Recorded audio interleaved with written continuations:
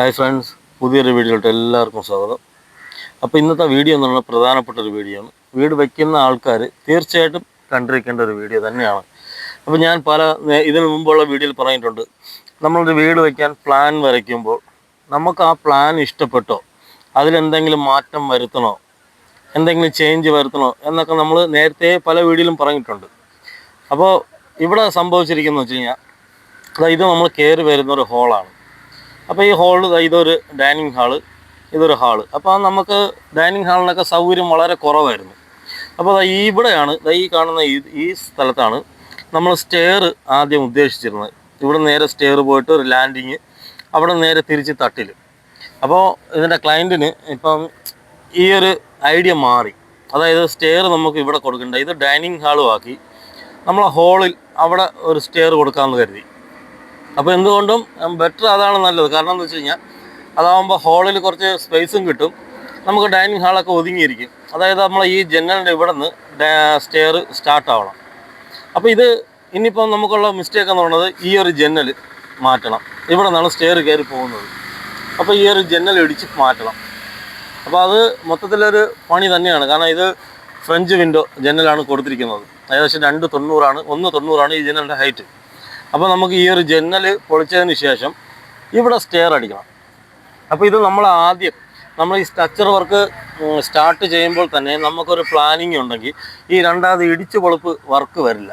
അപ്പോൾ ഇങ്ങനെ വരുമ്പോഴുള്ള നഷ്ടം എന്ന് പറയുന്നത് ക്ലയൻറ്റിനും നഷ്ടമാണ്, വർക്ക് എടുത്ത് ചെയ്യുന്നത് നമുക്കും നഷ്ടമാണ്.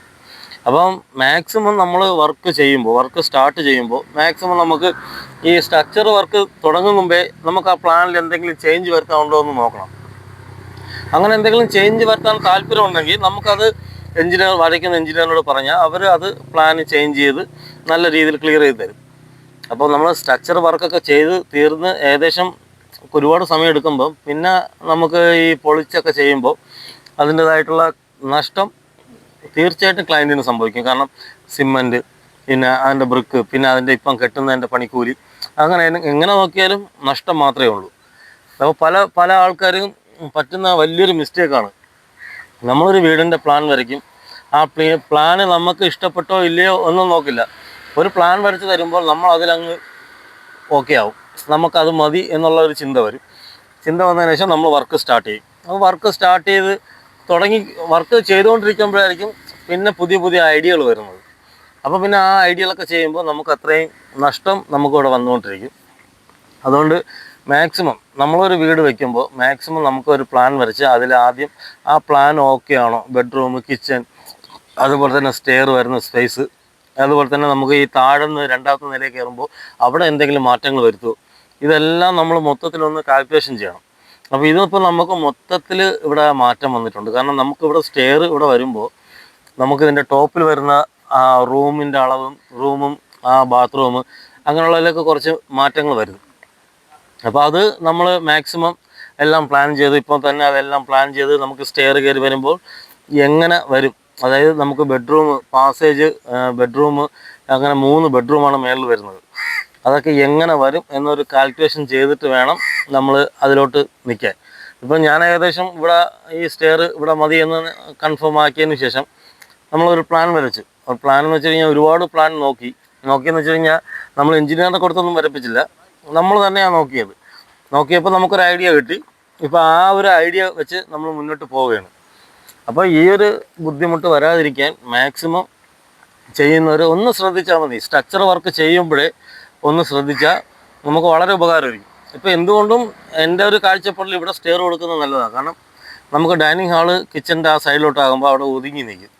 പോരാതിന് നമുക്ക് ഹോളിന് കുറച്ച് നല്ല വലിപ്പം കിട്ടും, TV യൂണിറ്റൊക്കെ വെക്കാനുള്ള സ്പേസ് കിട്ടും. ഈ സ്റ്റെയറിൻ്റെ അടിയിലത്തെ ഭിത്തിയിലായിരിക്കും നമ്മൾ TV യൂണിറ്റ് വെക്കേണ്ടത്. അപ്പോൾ ഇത് നമ്മളിപ്പോൾ ലിൻഡിൽ കോൺക്രീറ്റ് ചെയ്തിട്ട് ഏകദേശം 4-5 ദിവസമേ ആയിട്ടുള്ളൂ. അപ്പോഴത്തേക്കും പിന്നെ ഞങ്ങളിവിടെ വന്നു, ഇവിടെ ഇത് പൊളിച്ച്, ജനൽ പൊളിച്ച് ഇനി ഇവിടെ കെട്ടുകയാണ്. ഇപ്പോൾ നമുക്ക് ഇവിടെ വേറെ വലിയ പൊളിപ്പും കാര്യങ്ങളൊന്നും വരുന്നില്ല. ഈ ഒരു വിൻഡോ മാറ്റി അവിടെ കെട്ടിയാൽ മതി. അപ്പോൾ ചില സ്ഥലങ്ങളിൽ നമുക്ക് ബേസ്മെൻറ്റ്, അതായത് നമ്മളെ ഫൗണ്ടേഷൻ ഉൾപ്പെടെ നമുക്ക് ചിലപ്പോൾ ചേഞ്ച് ചെയ്യേണ്ടി വരും. കാരണം അങ്ങോട്ടും ഇങ്ങോട്ടും മാറ്റം വരുമ്പോൾ. അതുകൊണ്ടാണ് ഞാൻ ഇതിനകത്തെ മുമ്പത്തെ വീഡിയോയിലും പറഞ്ഞിട്ടുണ്ടായിരുന്നു, നമ്മൾ മാക്സിമം ഒരു പ്ലാൻ വരച്ച് ആ പ്ലാന് ഒരു എഞ്ചിനീയർ നമ്മളൊരു ഐഡിയ പറഞ്ഞു കൊടുക്കുമ്പോൾ അവരൊരു പ്ലാൻ വരച്ച് തരും. ആ പ്ലാൻ നമുക്ക് ഓക്കെ ആണോ ഓക്കെ ആണെങ്കിൽ മാത്രമേ നമ്മൾ ആ പ്ലാനും കൊണ്ട് മുന്നോട്ട് പോകാവുള്ളൂ. ഇല്ലാന്നുണ്ടെങ്കിൽ അടുത്ത വേറൊരു പ്ലാൻ നിങ്ങളെ ഐഡിയ എങ്ങനെയാണോ അതനുസരിച്ച് പറഞ്ഞ് വേറെ 1-2 പ്ലാൻ വരച്ച് തരും. അപ്പോൾ അതിൽ ഏതാണോ നമുക്ക് ഓക്കെ ആവണത് ആ ഒരു പ്ലാനിൽ മുന്നോട്ട് പോകണം. മാക്സിമം ചെയ്തുകൊണ്ട് നിൽക്കുന്ന സമയത്ത് എന്തെങ്കിലും പ്ലാനിൻ്റെ ചേഞ്ചിങ് ഉണ്ടെങ്കിൽ ആ ചെയ്തുകൊണ്ട് നിൽക്കുന്ന സമയത്ത് നമുക്ക് ചെയ്യാൻ പറയണം. അല്ലാന്നുണ്ടെങ്കിൽ ചെയ്ത് സ്ട്രക്ചർ വർക്ക് ചെയ്ത് തീർന്നതിന് ശേഷം ഈ പ്ലാനിൽ മാറ്റങ്ങളൊക്കെ വരുത്തുമ്പോൾ അത് ഒരുപാട് ബുദ്ധിമുട്ടും കാര്യങ്ങളൊക്കെ വരും. അതുകൊണ്ട് മാക്സിമം എല്ലാവരും അതൊന്ന് നോക്കണം. ഇപ്പം നമ്മളിവിടെ ഇനിയിപ്പോൾ ഈ ഒരു ഫ്രഞ്ച് വിൻഡോ നമുക്ക് ഇവിടെ വരണ പണിയെന്ന് പറയുന്നത് ഈ ഒരു വിൻഡോ നമ്മൾ ഹാളിൻ്റെ ഫ്രണ്ടിലാക്കുകയാണ്. അപ്പോൾ ഫ്രണ്ടിലിരിക്കുന്ന 2 പാളിയുടെ ജനൽ ഇവിടെ സ്റ്റെയർ വരുമ്പോൾ ഒരു ലാൻഡിങ് വരും. ആ ലാൻഡിങ്ങിൻ്റെ മേളിൽ നമ്മൾ ആ 2 പാളിയുടെ ജനൽ ഇവിടെ കൊടുക്കും.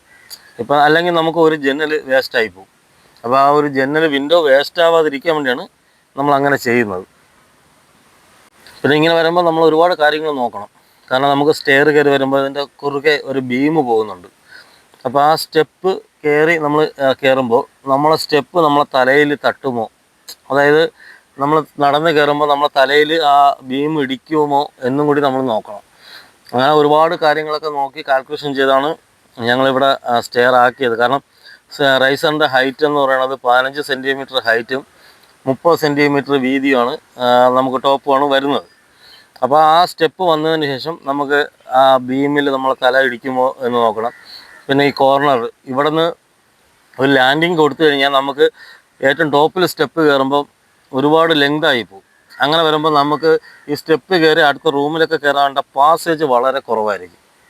അതുകൊണ്ട് നമ്മൾ അതെല്ലാം കാൽക്കുലേഷൻ ചെയ്ത് നമുക്ക് കറക്റ്റായി കിട്ടും എന്നൊരു കൺഫേം ആക്കിയതിന് ശേഷമാണ് നമ്മൾ ഈ ജനൽ പൊളിക്കുന്നത്.